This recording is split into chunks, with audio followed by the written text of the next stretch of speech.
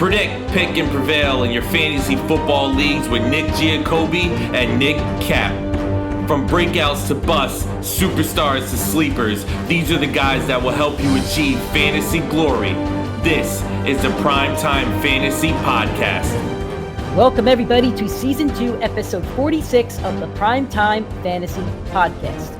We give you our predictions, our picks, with the hopes that we help you prevail throughout Week 8, Week 9, and the rest of the 2022 fantasy football season.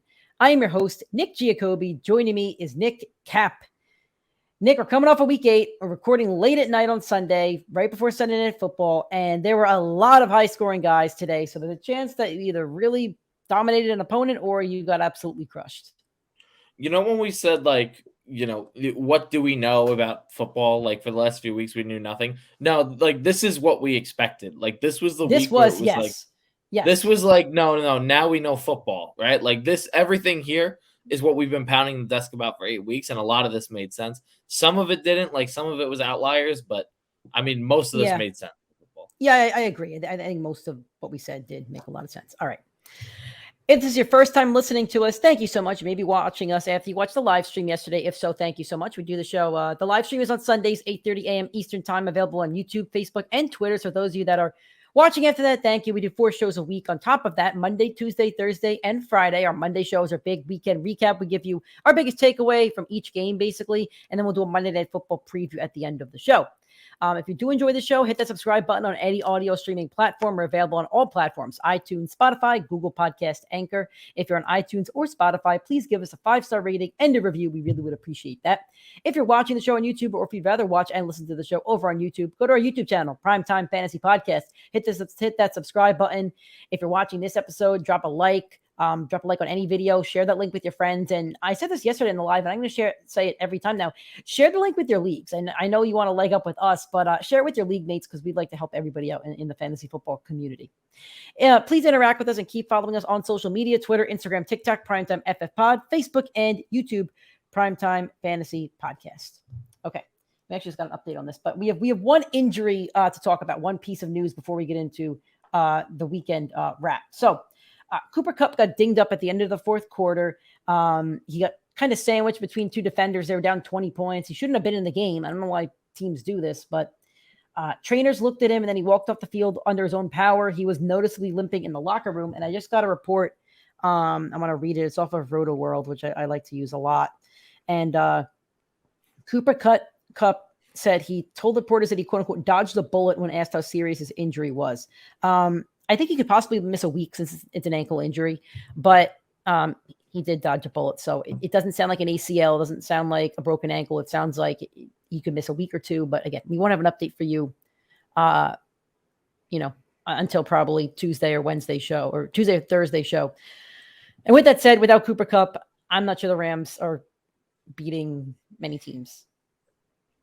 No, they play Tampa next week.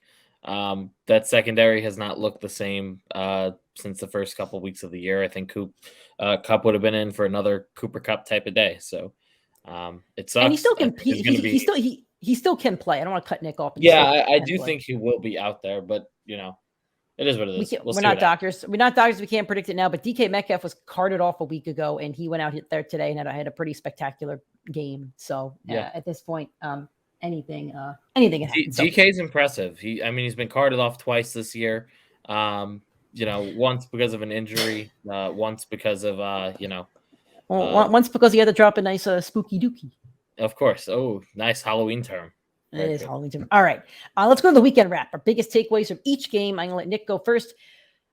Nick, I know you didn't watch most of the morning slate because you were at the Jets game, so Nick's going off highlights and stats, so that's okay. But did you watch any of this London game? Did you catch any? Yeah, I watched up until the fourth quarter of it. Okay, so you watched most of it. So what is your biggest takeaway from the Jaguars versus the Broncos in London? Which one do you want to talk about? Broncos country, let's ride? No, let's not ride. No, they didn't look good. They don't get a let's ride for that one by beating the Jaguars by 3 points. I think that if you are like Denver's not going to be able to fire Hackett after this win. And that's I I think it's a loss. And it's the biggest indictment of the team. That's a loss. They lose now. The play calling was awful. Jacksonville got Jacksonville, right? Like last year, they went out there and they had the Urban Meyer situation, right? London is just Jacksonville 2.0. It's another bad city where they're going to suck in either way, right? And they still didn't look good, but they looked better than they have in previous weeks.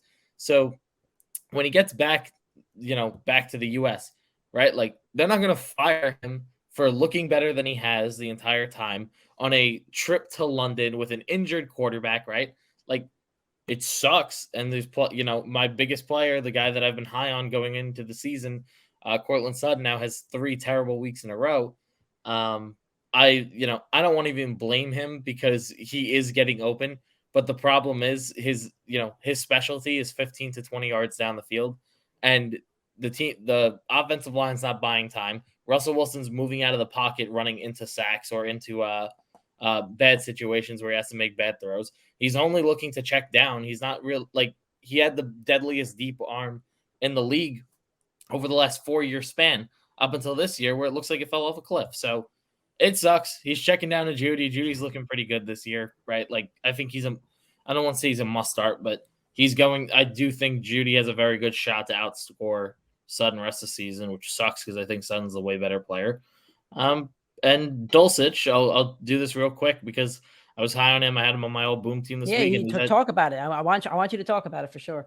He had 3 straight games of double-digit points, and his target share is going up each of those weeks.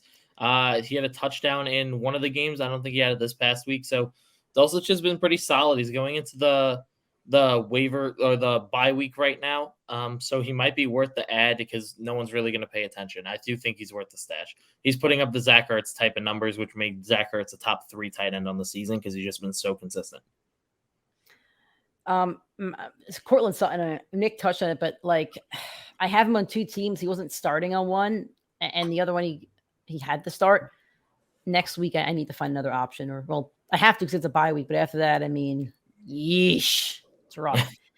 But you know what's not rough is my man, Travis Etienne, one of the guys was very high on, before the season. 4 straight weeks now with over 10 fantasy points. Well, actually over 12 fantasy points. I shouldn't sell myself short. Back-to-back weeks with over 18 fantasy points. Today he had 25. These are ESPN standard scoring leagues. In my bonus league, he had 35. He's doing it all for me. I know JaMychal Hasty was getting a little bit of work in, but that doesn't really worry me. A lot of teams do give 2 running backs work. The only teams that really don't is like the Titans. Like that's really it. Every other team is using multiple running backs every week. So I'm not really worried about JaMychal Hasty. But Travis Etienne, if you drafted him around 4 or 5 and didn't give up on him, didn't trade him, like I've been saying for weeks, if he does stay healthy, I think he could be a guy that could end up being, a league winner for you because you drafted him so late and he's doing everything. 4 straight weeks now with over 70 yards, and that's good. Like most backs aren't averaging 100 yards a game, and they'd be at 1,700 yards, which is ridiculous. So he's averaging 70 over the last 4 weeks when he's been getting more of the snaps, more of the reps. He's a rookie this year. That's what he is. He's in his second year, but he's a rookie, and it took him a couple weeks to adjust. And now that he's adjusted, he's running. I know he's small, but he's running a bit harder. He's catching the ball. He's doing everything that they need them to. And next week, he's got those Las Vegas Raiders who just let Alvin Kamara go insane on them.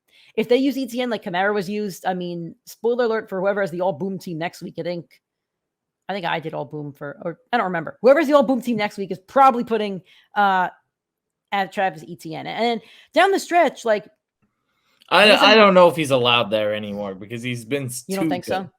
No, because he's been so good the last few weeks where he might be, off it. That's fair. Some of the defenses that he has. Kansas City has been a bad defense. Baltimore's not been a good defense. They look better on Thursday, but still. Detroit is the worst defense in the league. Tennessee's a bad defense. Now, your playoffs are going to be rough. Dallas, the Jets. If you can make it through those 2, though, Houston in your final. So, anyway, that's my Travis Etienne take. Also, Evan Ingram had a touchdown, and I benched him for Pitts, and that actually worked out for me. But Evan Ingram should be added in all leagues if he's not added. He's a solid player. And Trevor tight end's been very deep this year, like abnormally deep. Like there's been so many guys averaging over double-digit points. Like we might have to escape you just got to hit double-digit, and we might have to start aiming for who's the 15-point per game guy. Maybe, yeah. All right, now we're getting into the 1:00 games. Carolina Panthers versus the Atlanta Falcons. What's your biggest takeaway from this one? So I said this in our group chat earlier. First off, D'Onta Foreman looked phenomenal. He was a beast. This isn't where he was drafted, so like he's been bounced around a little bit. I remember he was a Houston Texan when he was drafted. 22 carries, 111 yards, 3 touchdowns. And my takeaway is there's either one of two things that's going to happen for D'Onta Foreman. One, he's either going to be Deion Jackson. Deion Jackson's the running back for the Colts, and he looked dominant for all of 2 games before he was replaced by his counterpart, who was obviously Jonathan Taylor. But Chuba Hubbard looked very good last week. He was out this week. If Chuba Hubbard's back in there, is he going to outsnap him? That's what he did last week. So I'm not sure if that's going to be his role or if he's going to be Rashad Penny. And when I say Rashad Penny, I mean the guy that absolutely tore up fantasy playoffs and won you leagues. I think it was 2 years ago, maybe last year. I don't think there's an in-between. I don't think he's going to be a solid fantasy player. He's either going to be an absolute unit or he's going to be fantasy irrelevant within 2 weeks. If I had to guess, I do think he is going to lead on the league winning side. His schedule rest of the season is not too tough. That division has not looked good. And even against Tampa, who has the best run defense in the division, he had no problem lighting him up for 15 points. So I think he is going to be a very, very, very solid player moving forward for your team. And it worries me as somebody that dropped D'Onta Foreman in every league I could to get Isaiah Pacheco last Sunday. I bought into that ridiculous, stupid hyperport. Literally on the show, it happened. Miserable. Okay. My favorite thing with the all boom and all bust teams is that I get to brag when I'm right. And I also do, give myself a slap on the wrist if I'm wrong. I was right about DJ Moore. I had him in my flex spot. I said to play him. I don't know how many points thank you, Nick, for putting the points in there. He finished with 27.5 total points. 6 receptions, 152 yards, and a touchdown. And I put this note in here before the big touchdown because I think he had like 17 or 18 fantasy points, which is great for DJ Moore standards this season. So pat on the back for me. Good game for Kyle Pitts. The touchdown is good, but the receptions are even better. 5 receptions for 80 yards. I'm not saying he's going to get that every week, but that's positive. My last thing I want to touch on, the running backs did split. Algier got more of the receptions, but I think I forget who the other running back is, but he got more of the workload. You can't really start an Atlanta back comfortably. And that's kind of what I do think Algier is starting to get a little more comfortable. I think so too. I think 5 straight games with double-digit carries. This is the most workload he's gotten in the passing game so far. So I do think he's worth the roster spot. But I agree. I don't think he's trustable yet, but he's getting there. He's getting there with the workload. He's a good guy to ask him the questions on Sunday morning on the PrimeTime Fantasy Podcast at 8:30 a.m. He's a wonderful player to put in there, and then we'll say good question. Nice plug. Yeah. All right. The Chicago Bears at the Dallas Cowboys. Nick helps me out with my spread pool picks every week, and there are many times that he is right, and I should flip guys. I'm glad I did not flip to Chicago in this one. I know those Bears too well. Yeah. They're bad. But you know what? The Cowboys are just a much better team, so it's not all on the Bears. But anyway, what is your biggest takeaway? I think I know what your biggest takeaway is. So, well, I mean, I've been saying it on and off on the podcast. Tony Pollard is the better running back over there. I had him on my all boom team before I knew that Zeke was going to be out and injured, and he winded up putting up a hat trick, nice 3 touchdowns, 131 yards on the ground, and the offense just looks so much better. I mean, we have not seen the Dallas Cowboys put up this many points in seasons. Like they put up 7 total touchdowns. I think 1 was on defense. I don't think they kicked a field goal. I think the Dallas kicker. No, I think the Dallas kicker had 7 touchdowns. points without a field goal. Yeah, he's my kicker on one of my teams, right? Like it's crazy that they were able to do this. And for as much as people want to say Dak, he's a stat sheet stuffer and he doesn't put up the numbers in games that counts. Like this is the best Dak has looked in the last 2 seasons. So. Like 3 years ago, he looked phenomenal for the first 5 weeks. This year, he's looked very, very good. He has not looked great, but this is the best game he's had. And Chicago's defense has looked better. Like they just shut down New England's offense. They made him switch quarterbacks 4 times. It felt like so it's a better team without Zeke. And I do think that the team. I'm very worried. I mean, if you own Zeke. Right, like you weren't expecting any big boom. You shouldn't be worried because Jerry Jones literally said after the game, Zeke's getting his roll back. Jerry loves him for some reason. I don't know why. He loves him because he paid him. Jerry Jones is very stingy he paid Cooper as well. But here's the difference. He traded for Cooper. He drafted Zeke. Yeah, he drafted Zeke. He feels like he's the kid that he picked, and nurtured into the league, right? Like Zeke's going to always be his guy, even though he looks like he's running in Cabo sand, to quote our guy Skip Bayless. But Pollard's breakaway speed, I love quoting undisputed for the Cowboys. But I mean, the team looks so much better. I do think Pollard needs to be the back over there. Like this team can genuinely go on a championship run with Pollard back there, and I do think Zeke's going to limit them. If they bring him in on third down to block and to take the goal line carries, that's fine. That should be Zeke's role. It should not be 1st and 10. You're looking for, a big play, 2nd and long. Like you need the check down for someone to go upfield, right? Like that should not be Zeke's role anymore on this team. You totally nailed it. Absolutely nailed it. That's how I feel as well. And Nick also put a note in there. This is his credit that Schultz had another good game with Dak without a touchdown. So credit to Nick on that one. I'm somebody that dropped Pollard. I mean, I'm not Pollard. That did drop Schultz in a couple leagues because I was frustrated about him. So first thing, I like to brag about my all boom teams, but when I'm right about my booms and busts, but I also got to apologize sometimes. I was wrong about CeeDee Lamb. He didn't boom per se, but he didn't bust. He had 15 fantasy points. So he had 15 with a touchdown. So he didn't have a great game. The touchdown puts him over, but 5 receptions, 77 yards. Solid game for CeeDee. He had 18 actually. I'm sorry, not 15. His projection I was reading projection anyway. My real takeaway though is last week the Bears coach, I forget his name. Do you know his name? I think you do. Matt Eberflus or something. Yeah, like that. He said he wanted to get Khalil Herbert more involved and to use them both as a 1-2 punch. And they're doing that. Khalil Herbert 16 for 99 and a touchdown. He did get the goal line work. David Montgomery had 15 for 53, but 3 receptions for 22. So I don't know exactly what happens with this backfield the rest of the season, but I think Herbert could start to take over this backfield and Montgomery could play that 3-down role, pass catching back. We'll see exactly how they decide to do it, but I think they know that Herbert's the better back. I mean, they have to watch the tape. I think he fits the team better. I mean, this was said before the season too. There were rumors about this before the season, so I can't imagine that they don't see this. I think and I wouldn't be surprised if this were the case. There's a lot of top teams looking for running back now, like Kansas City, the Rams, the Bills, the Eagles. There's 4 like Super Bowl contending level teams. Oh, the Eagles do not need a running back. I would not be surprised if these guys started getting calls about trading one of the two, and one of them went on the move. And if that happens, you're going to see the same exact thing you saw in Carolina, where you watched one very good running back in Christian McCaffrey leave, and the scheme still fits for running backs to succeed. So you're watching Dante Foreman go off for fantasy. I have Christian McCaffrey and Dante Foreman starting in our league together. It's dominant. And if you own David Montgomery and the handcuff and Khalil Herbert, if something like this happens, they're both going to be like week-to-week plays. And they have on the Bears, they have a very easy schedule. They have a great championship week against the Lions. Like, it's going to be so fantasy relevant for both of them. I think another one for me is like, how is Alexander Madison not getting calls at this point? Maybe the Vikings don't want to trade him, but like, I don't know. I feel like that's one that could be plucked away. But anyway, my big takeaway is that Khalil Herbert will be involved going forward. Miami Dolphins versus the Detroit Lions, and probably the most fantasy-friendly game of the day, I think. I mean, maybe the Cardinals, Vikings. Anyway, what's your big takeaway from this one? I'm going to go with 2 real quick, and I'm sorry because I might be stealing them from you. No, that's okay. You got them. DeAndre Swift, they didn't give him the carries, but that's because he was dealing with 2 injuries, shoulder and ankle. But he still managed to hit his ESPN projection. It was only like 13 or 14, and that's where he finished at. So fine day from him. I expect his workload to increase. I'm not worried about Jamal Williams. I am worried about the goal line vulturing, but he did still manage to find a touchdown in this game. So we'll see how it plays in, but I'm not too worried about him.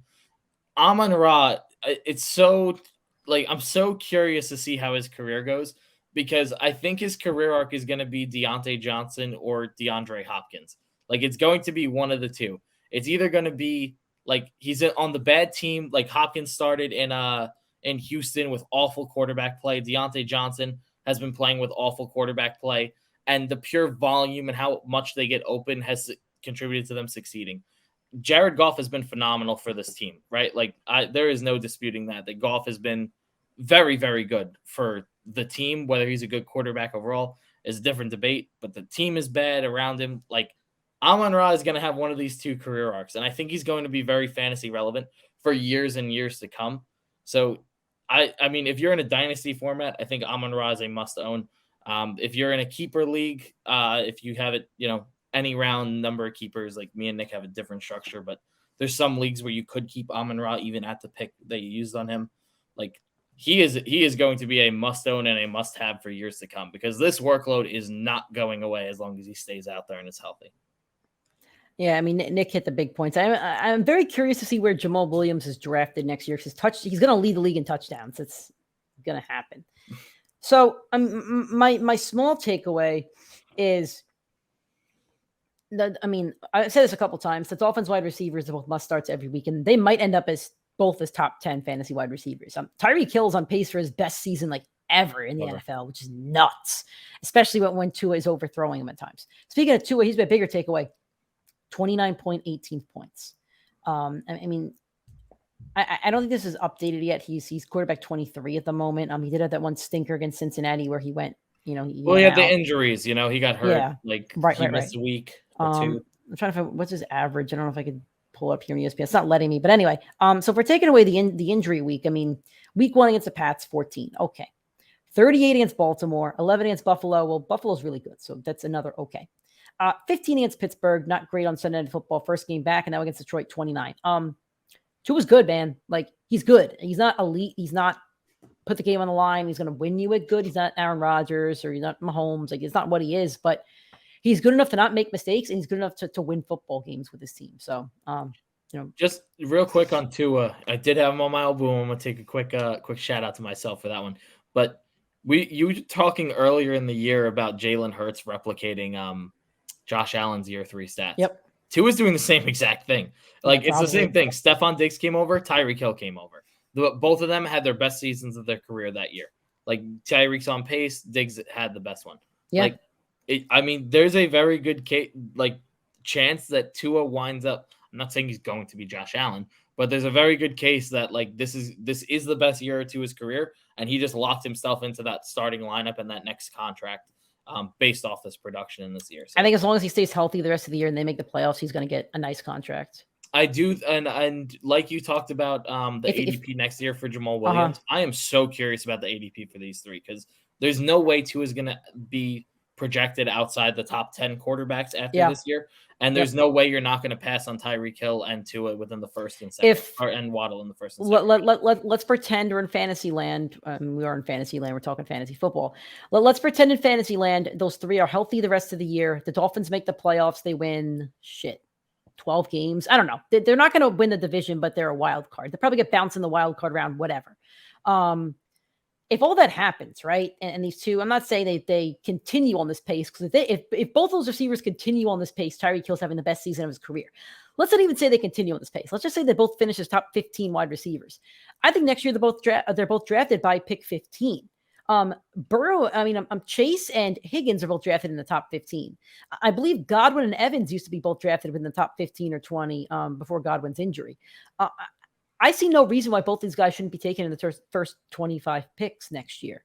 Tyreek Hill for sure is going to be back to his round one status. Tyreek's going to be the end of the first round. Yeah, he'll be a round one guy, and then Waddle should easily be a second guy because they both have the opportunity to go off every single week. And there's not many guys you could find where you put them in your lineup and you say, these guys can always win me a matchup, and they're just two of them.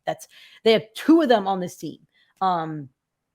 I can only count like 5 or 6 guys on my hand that are those kind of players. So there you go. Yeah. Arizona Cardinals at the Minnesota Vikings. Kyler's 0-1 with Call of Duty out. Your big takeaway. My first takeaway is that Justin Jefferson couldn't get his bonus and he missed it by 2 points. Come on, get me the bonus. It doesn't matter. I lost. I have a team where I'm going to put up 180 and lose to a team that's 9th in scoring. So there you go. You hate to see it, man. You hate to see it. All right. What's your big takeaway? So I got to tell myself to stop going back on my original takes. My original take before the year was DeAndre Hopkins comes back, assumes wide receiver 1 role. Marquise Hollywood Brown is not going, it will be, gone into an abyss and he'll be fantasy irrelevant. And then I switched when I saw Hollywood Brown getting 10 targets a game. And then he got hurt and I said, all right, Hopkins is going to come back into some sort of form.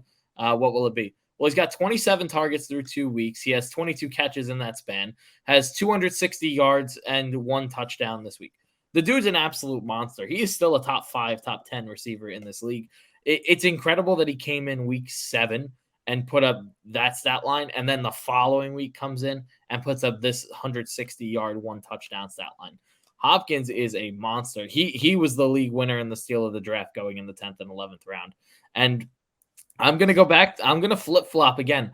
I am now worried again for when Hollywood Brown comes back. I'm not sure if he's going to be able to assume this role. Hopkins is getting this type of target share, and he's catching a lot of these balls. Hollywood was not able to do that. Hollywood was not creating the separation that Hopkins is. And Marquise Brown has been very good, but he's more one or two dimensional as a receiver. DeAndre Hopkins can be used in the slot. He can be used on the outside, go up, go get a catch. He can be a burner. He does have wheels behind him. Like, Hopkins is going to be used in every way in this offense, and I'm not sure Marquise Brown is going to have that role.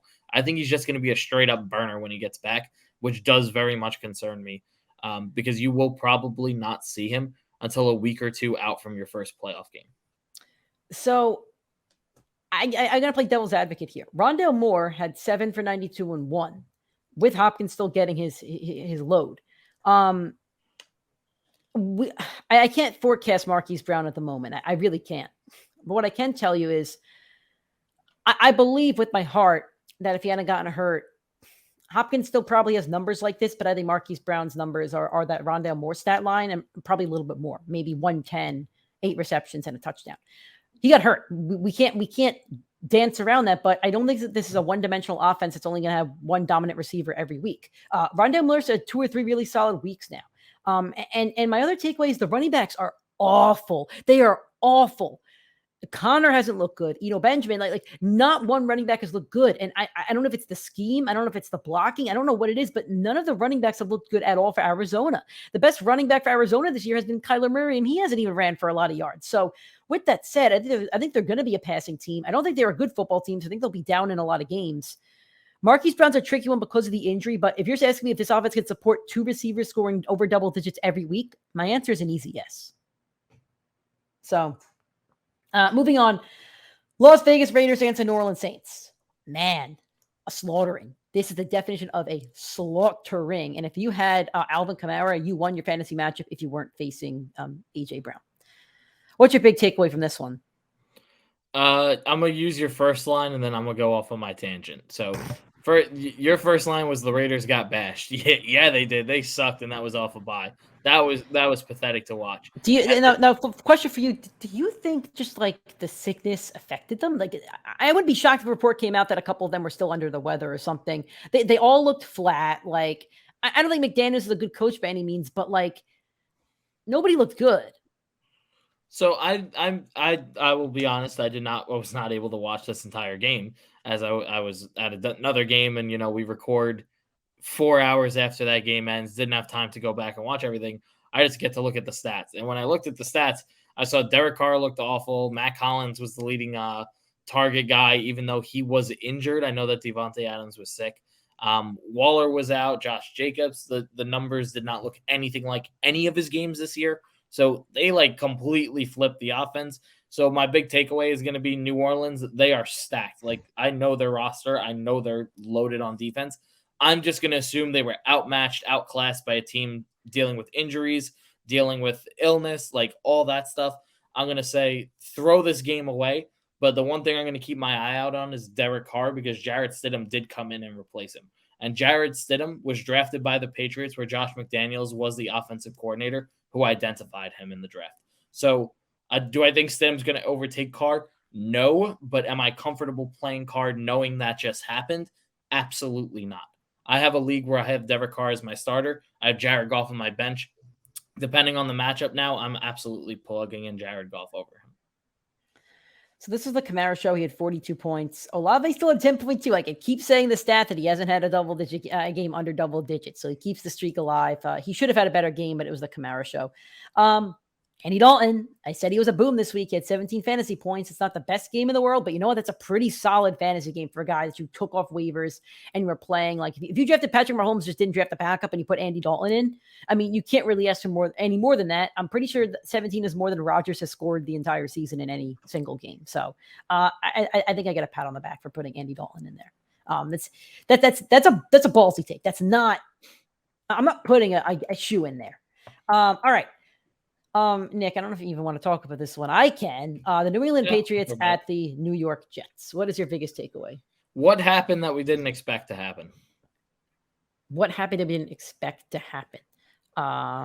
Nothing. Garrett Wilson. We knew this game. We knew exactly what was going to happen. Well, yes. We knew the Patriots. We knew Bill Belichick was going to outclass and outcoach Robert Saleh. We knew the defense was better than the offense. We know year two quarterbacks struggle against Bill Belichick. We know that that Belichick knows the Jets inside and out. I have multiple texts and multiple conversations saying the fan in me says the Jets beat the Patriots and go 6-2. The analyst in me knows that the Jets are not walking out of MetLife with a win this Sunday. Everything that happened, we expected to happen. The one credit I am going to give Bill Belichick is because Jacoby Myers and Nick had to put up. No, hold on. I did want to ask you, was Sauce on him? Because I put it in there as a joke almost, but I also put a question mark because I don't, or I didn't. I put a question mark. It. Yes. So Jacoby Myers' stat line was 9 catches, 60 yards, and a touchdown. That did not come against Sauce. They moved Jacoby Myers to the slot somewhere where he does not play, and I think that's because Devontae Parker got hurt early in the game. So They moved him off the outside, put him in the slot, and he did not have to see Sauce except for one play, which was the touchdown catch. But on the touchdown catch, what they did was a wide receiver screen. So he came back, caught the ball, and another receiver was already blocking Sauce, and he was able to just walk in there. So I ain't taking away from Sauce on this. An injured receiver forced Jacoby Myers to move to the slot, and that's where he looked efficient. But I will say this. They fucking robbed the Jets on that pick 6. 80-yard house call. They call roughing the passer while Michael Carter, number 2, not the Michael Carter we know as the heartbeat of the offense, the defensive cornerback Michael Carter, was 40 yards down the field going to the house. Absolute bullshit. Just again, pat on the back for me for saying sit James Robinson. Yeah, it's good depth, but yeah, I think Michael Carter's the more attractive back over there. Elijah Moore, 1 target, and then he went into an interview after and said something like, he said, I don't know about my chemistry with Zach Wilson. I don't get the ball. And he's kind of right, but also, man, it's no. So I'm going to say this, right? Like, and I'll talk a little bit more. He's kind of right, but you don't say it. No, it had nothing to do with Zach. I want to go check the snap share numbers because I was sitting, I have a season ticket holder on my right, and I have me and him talk the entire game. The entire game, we were like, where's Elijah Moore? And we watched him play a total of 2 snaps. And then I left the game in the middle of the 4th quarter, and I didn't see him be on the field ever since, and that happened in the 3rd. So I just think he wasn't out on the field. So for him to say anything about Zach Wilson is absolutely disrespectful because Matt LaFleur and Mike LaFleur and Robert Saleh chose for him not to go in that game. I think that they're going to haul his ass out of town by Tuesday. And I absolutely back it. I don't care what compensation we get anymore. That dude's a cancer to our locker room, and I don't want him on my team anymore. Yep, and Garrett Wilson had a good game. So you just drafted a receiver. Phenomenal as the wide receiver one. You just drafted a receiver. You don't need him at that point. My last take, I know we're talking a little bit about this game, but Ramondre Stevenson, 16 for 71, 7 receptions, 72 yards.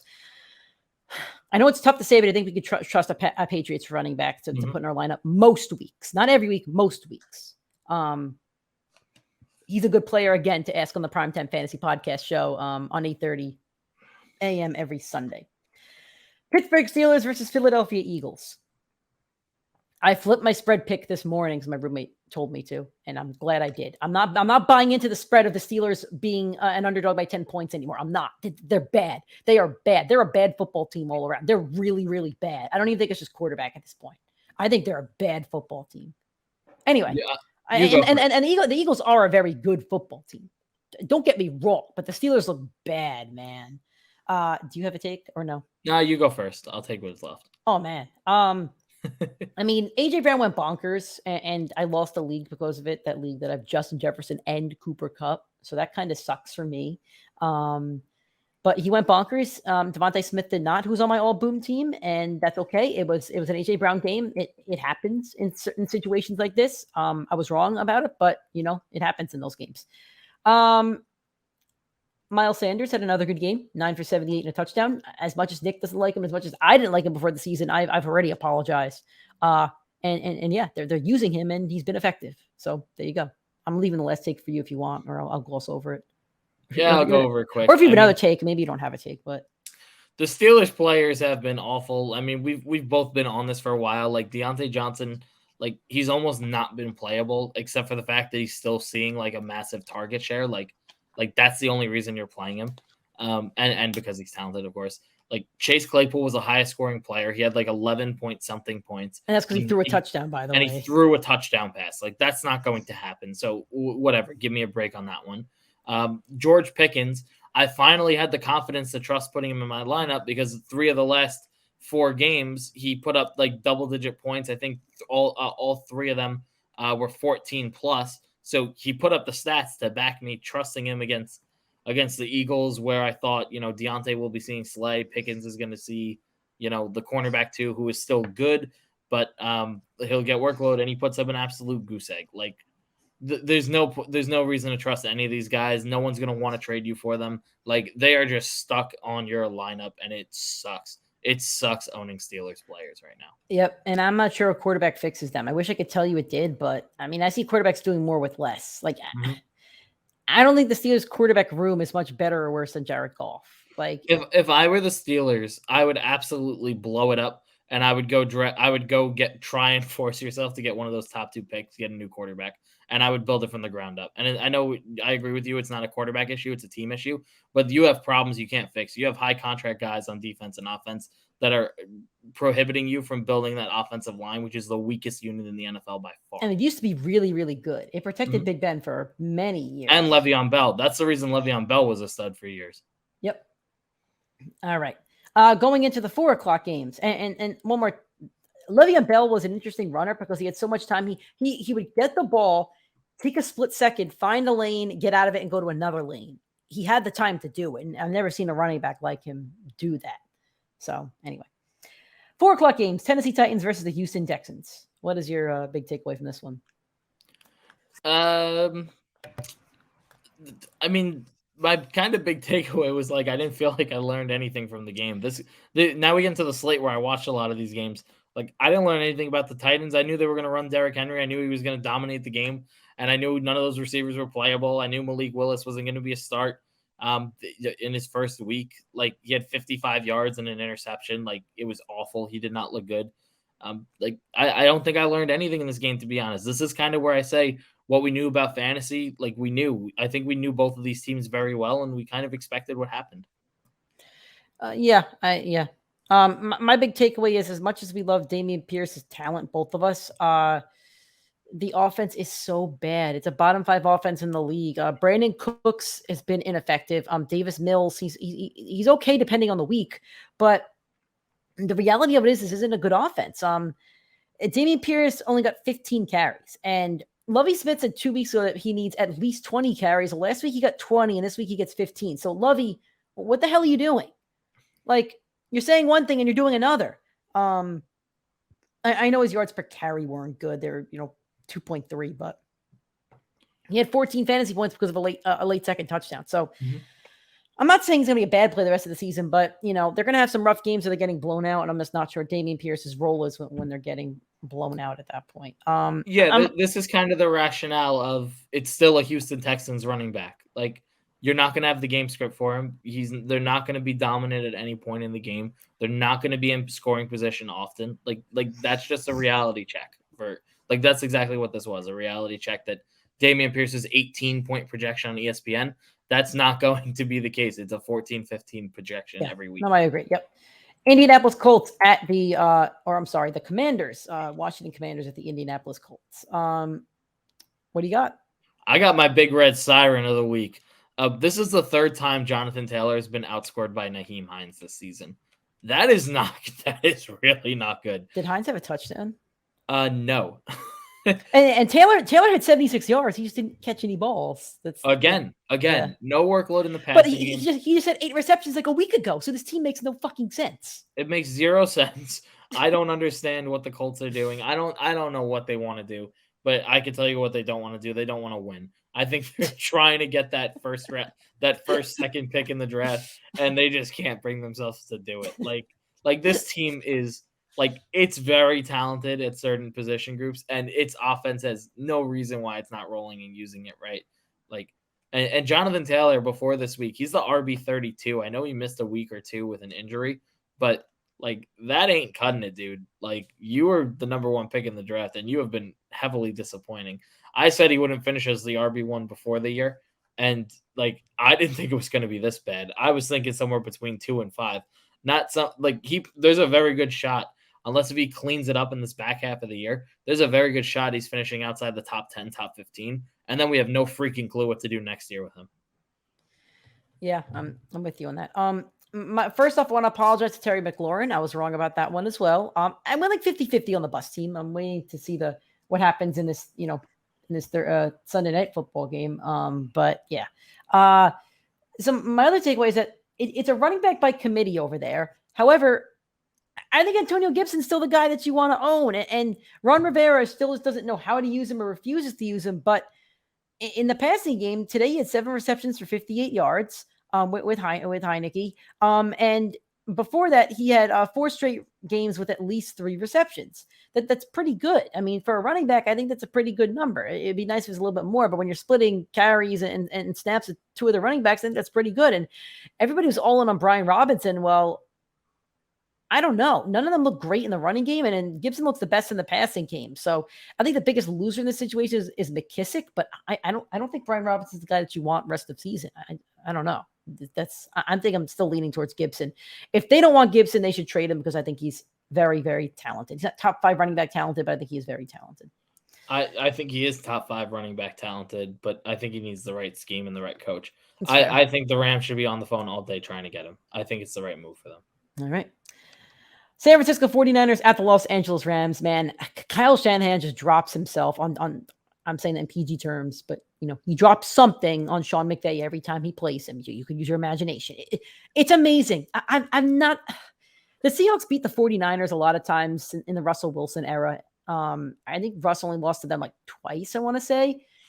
But man, McVay's only beaten Shanahan once.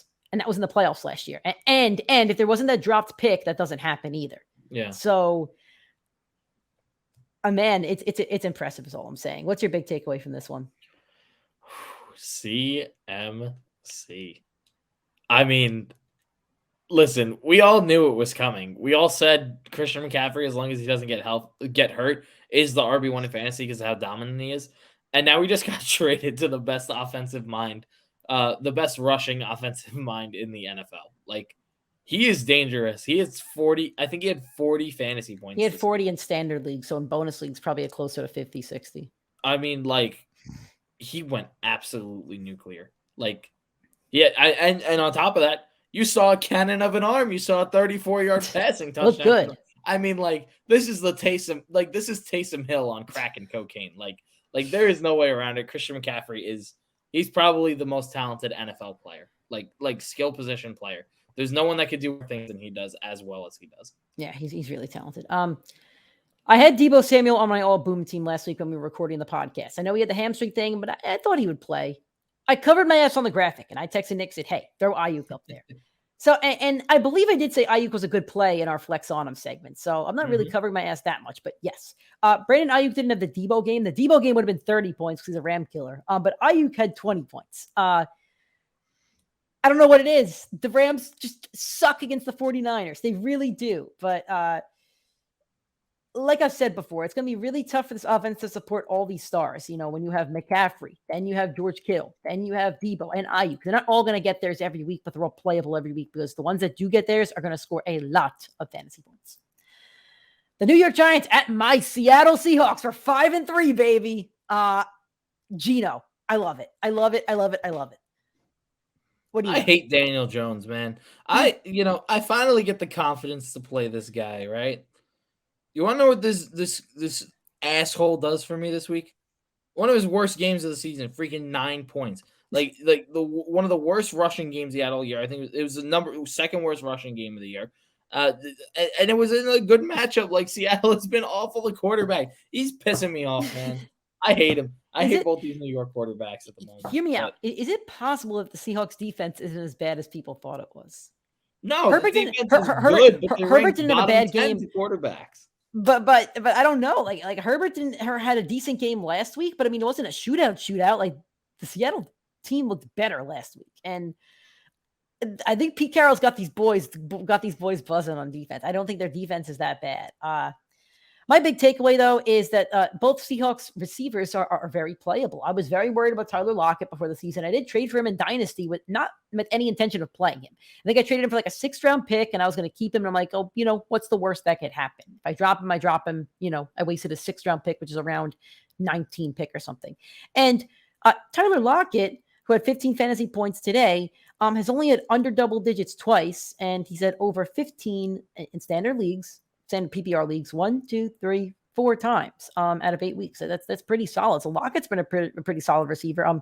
5 receptions for 63 yards and a touchdown today. He dropped that other big one. And I did like the team rallying behind him after he dropped that easy touchdown and rallied behind him. Also, DK Metcalf is a freak who got carted off last week and then has 17 fantasy points. So both Seahawks receivers are still very playable. And Geno, he looks great. He looks like Russell Wilson. They flipped souls. I'm convinced. I don't know what it was, but they flipped souls. So let's ride over there in Seattle. Alrighty. Yeah, that's it for game by game. Let's move on to the Monday Night Football preview. Nick is super excited for this one, baby. It's Halloween night, and it's going to be the Bengals going to face the Cleveland Browns. Nick, let's talk about it, man. I've been looking at this game, right? And I didn't realize that it's literally the two teams I hate more than any team in the NFL. But you have no reason to hate the Bengals. I have a reason to hate both of them. No, you don't. Yes, I do. You have no reason to hate either of them. So tell the audience a reason for why should you hate either of them? Which one do you want me to start with first? Start with Cleveland because it's always made no sense to me. You can hate it. First off, Cleveland's the worst city in America. Number one, that's the worst. It's just the worst city in America. It's in the middle of nowhere. They have so much sports relevancy and stupid things that have been given to their city. Like I think the Basketball Hall of Fame or one of the Hall of Fames is over there. Canton, Ohio is right near there, so the NFL Hall of Fame is. There you go. The and the Rock and Roll Hall of Fame too. Hall of Fame right there. Rock and Roll Hall of Fame is there too. Absolutely dumb. Number 2, their team is called the Browns and their logo is an orange helmet. It is the dumbest concept. It's the dumbest idea. It has no reason to exist. Go change your logo. You want to be the dog pound? Go make your logo a dog. I don't care. Just stop being an orange helmet and stop being so bland and boring. Number 3, people want to act like the Browns used to have success. No, it's not the Browns. It's your division rival that moved over to Baltimore and has been dominating you for the past 20-plus years. And your franchise sucks. That's it. Your franchise sucks. But there's no reason to hate them. I hate them. Okay, what about the Bengals? They're the Cleveland Jets, except the Jets, I like the Jets. What about the Bengals? That's recent. I think it's because they're so close to Cleveland. They're another Ohio team. Maybe I just don't like the state of Ohio. No, you don't like the Bengals. I don't like Joe Burrow. I don't like Joe Burrow. I don't like Joe Burrow. Why? I'm gonna shoot it straight. I don't like Joe Burrow because, and personally, I don't dig his personality. I think he's fake. I don't think he's as talented as people make him out to be. I think last year was a fluke. They got an easy road to the playoffs, except for Kansas City, and they got their lucky win there. They also got their unlucky loss to the Jets last year. No, overrated. And then Jamar Chase had to prove me wrong every single week last year, and I had to talk about him like Cordell Patterson and Miles Sanders this year. So I don't like. He proved me wrong too. It's just you shouldn't hate them because of that. You just gotta accept it. I mean, Miles Sanders proving both of us wrong. Nice, accept it. You just don't want. You just don't want to accept it. Nope. I'm just also, not going to talk Bengals anymore. I know you're not super high on Twitter, but somebody pull up the stats. If you looked at every game played, I think since week 4 or something last year, Josh Allen and Joe Burrow stats are basically identical. I've seen that. Besides the rushing numbers, obviously, but yeah, I think that Burrow's a good quarterback. I don't know where interceptions are bad. The interceptions are bad, but so were Peyton Manning's. Peyton Manning won 2 Super Bowls. I know he did, but verdict's still out on Burrow. You're right, but we'll see where his. I think the big thing too is, and we're getting into more of a football conversation. I'll keep it quick. I don't think he's better than Herbert, and he's getting way too much praise for being better. See, I do because Herbert doesn't fucking win games. Give me one big game that Herbert's won. Herbert's been in the league for 3 years. Over the course of the last 3 years, the Chargers have had the 31 ranked defense in football. They've had major injuries to Bosa, Derwin James, who are their 2 defensive stout leaders. On offense, they haven't had a healthy season with their wide receiving core yet, except for last year where the head coach absolutely blew that game. The offensive line only got retooled once where they added an all-pro right tackle that winded up getting hurt and missing a significant amount of time. So Herbert hasn't been given the situation to prove it. If you swap the 2 of them, I think Herbert won the Super Bowl last year. I don't think so. That Rams defense is good. It was really good. And the Bengals have a top 5 ranked defense right now by most metrics. Yeah, but they signed guys in the offseason, and their offensive line was bottom of the league last year. Herbert would have gotten sacked on every play, the same thing. It's not a knock on Herbert. That's the offensive line. I don't know. Can you give me one big game that Herbert's won? One big drive, one big game, something. He hasn't won anything. Not off the top of my head. That's what I'm saying. And you know what? This is a Russell Wilson conversation, but he hasn't won a big game in a while. I'm just saying, the last big game I remember Russell Wilson winning, he outdueled Patrick Mahomes in Mahomes' MVP season in Seattle. And I don't think they had DK yet. I think Doug Baldwin was their guy. I remember that game as a Seahawks fan, but my point. It might have been DK's rookie year because his rookie year was 2018, right? I think so. I can't remember on it. No, I think his rookie year is 2019. I want to say it was 2019. Yeah, because that's Brown's rookie year. Yeah, yeah. So anyway, I get what you mean that Herbert situation might not have been as good. I don't think Burrow's situation was perfect either, but I just feel like you have to win a big game at some point if you're going to be considered a top 5 quarterback. If you're not winning big games, I've seen Tom Brady make it work. I'm just saying. I've seen Rodgers make it work with bums. If you're going to say you're a top 5 quarterback, you got to make it work. And I feel like he hasn't made it work to win. Burrow's not a top 5 quarterback. That's fine. He could be top 6. No. He could be top 7. I think he's closer to 10 than he is 5. Who are your top 5 quarterbacks then, right now? Oh, we're just going to go straight for it? Let's go straight for it, yeah. I mean, Josh Allen's obviously there. So Josh Allen, Mahomes, Herbert. Those are my top 3. You think Herbert's better than every other quarterback in the league? What? You think Herbert's better than every other quarterback in the league? Yes. I would have Brady over him, but this year proved me wrong. Okay. Who's the other 2? I want to say Brady because I had him for so long. That might actually catapult Burrow up a little bit more because I did have him for so long and he's looked so terrible. Lamar is definitely better. No, Lamar hasn't looked good. Lamar hasn't looked good for fantasy. He's looked good for actual football. No, he hasn't. He's lost. Every single game they've lost has been one possession, and it's been lost on the defensive side of the ball or not converting a 4th down on a running play. That's literally why they've lost their games. I think one game was a Lamar interception, and Joe Burrow has led the league in interceptions over the last 2 seasons for non-rookie quarterbacks. There's so many metrics against Burrow as well. So you have Lamar, and then who'd be your 4th then? 5th, I'm sorry. Lamar would be number 4. Who's your 5th? I'd have to think about it again because I really would have to think about it. All right, that's fair. So you're telling me next year if the Jets get a quarterback, you'd rather have Lamar than Burrow? Oh, are you asking if I could replace Zach Wilson today with Joe Burrow or Lamar? Sure, for 1 year, rest of the season. Lamar Jackson, 100%. All right, it's your opinion. All right, we went on a tangent, but that's okay. Speaking of Joe Burrow, he's projected 21.6 points. What do you think? I don't even want to talk about it. I'm going to say I'm going to go over. I'm going to be kind to the Bengals today. All right, I'm actually going under. I'm actually going under because I don't want it to be a Mixon show because that will really screw me to league. But I think it's a Joe Mixon show, so I'm going slightly under here. How about Jacoby Brissett at 13.3? I'll go with over. I think they're going to be behind. I think he's going to have to throw. I'll go with under. The Bengals defense is really, really good. Joe Mixon's 18.3.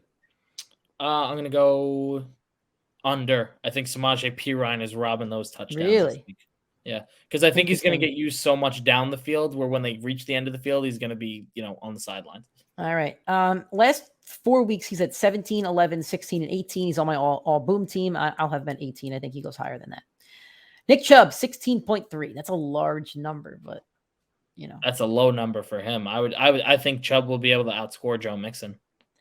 I'm going the under on this one because that's he gets 100 yards and a touchdown. I think the only way he gets more than this is if he gets 2 touchdowns. He didn't catch the ball a lot, and the Bengals still haven't allowed a second half touchdown this season. I think that can happen tomorrow for sure, but they don't let up a lot of points, and I think the Browns' offense is pretty one-dimensional. Just shut down Chubb, and he can shut them down. So, how about T. Higgins, 17.3?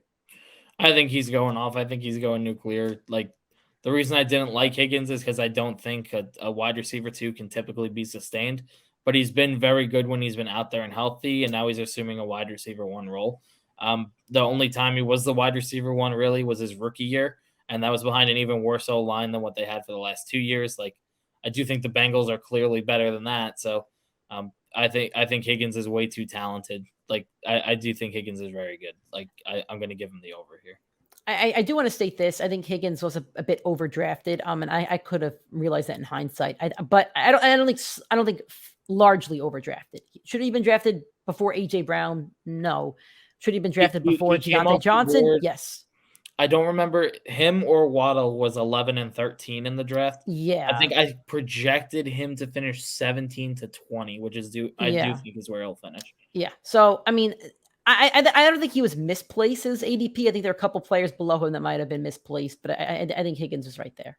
Because like we were saying earlier in the show, Waddle and Tyreek, I think, are in the top 20 next year. So Higgins and Chase probably should be in the top 25 as well. There's a lot of freaking good receivers in this league. That's the reality of it. 100%. I do think Higgins go under, though. I'm going at like 16. Again, I think it's a Joe Mixon show.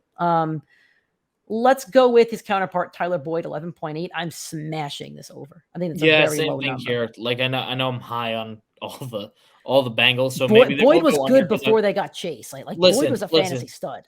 I have everything I've said about the Bengals for the last 2 years on this podcast has been wrong. So there's a very good shot all of them go under, but I don't see a way Boyd goes under this number. He looked dominant last week after Jamar Chase went out. There's no reason he shouldn't replicate what he did last week. Right.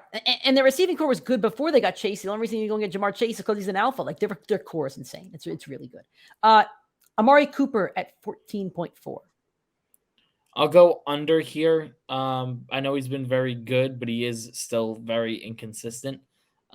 Even though I do think Brissett is going to be throwing often, I'm not sure how many of those throws are going to go Cooper's way. His workload has gone down a little bit, and it is being spread a little bit more.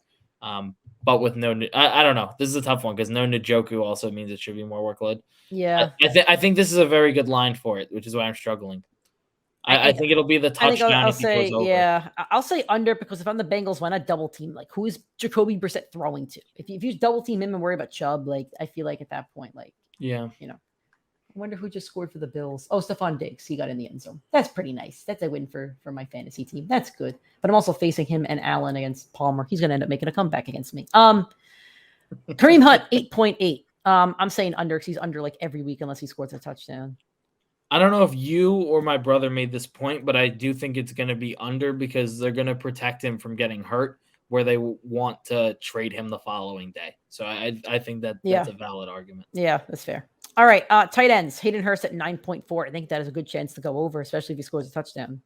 Look, I've been high on Hayden Hurst for the last few weeks. I do think it's going to be over. I know I predicted over on 4 of these guys and not the running back, which doesn't sound typical, but I do think, we saw Burrow throw for 400-plus yards last week. It could happen again. Yep. Harrison Bryant at 7.8. I'm just going to hit the under on this one. I'm going to go over as well because I do think they use the tight end position a lot more with Njoku. Do I think he's going to replicate Njoku's 15 to 25-point range? No. But can he go get, a 15-yard touchdown catch? Absolutely. And that's going to smash that number. All right. Well, thank you guys for listening to this episode. We had a lot of fun with it, and happy Halloween to all of you guys out there. Hopefully you do enjoy it and enjoy this game. If you enjoyed the show and you're listening on an audio streaming platform like iTunes or Spotify, please give us a 5-star rating and a review. Really would appreciate that. If you listened or watched the show on YouTube, please give us a like on this video and every video that you do watch. Hit the subscribe button. We'd appreciate that as well. Make sure to share all these links with your league mates and friends, and let's grow this show, and let's get everybody listening to the PrimeTime Fantasy Podcast. Next time you hear from us will be tomorrow on Tuesday. It's going to be Waiver Wire Tuesday. We're getting into the later part of the season, so not sure how many Waiver Wire guys we'll have, but it'll be news and Waiver Wire. We're going to help you guys out as much as we can. With that said, enjoy your Halloween. Enjoy Monday Night Football. Hopefully you guys end up winning those Week 8 matchups.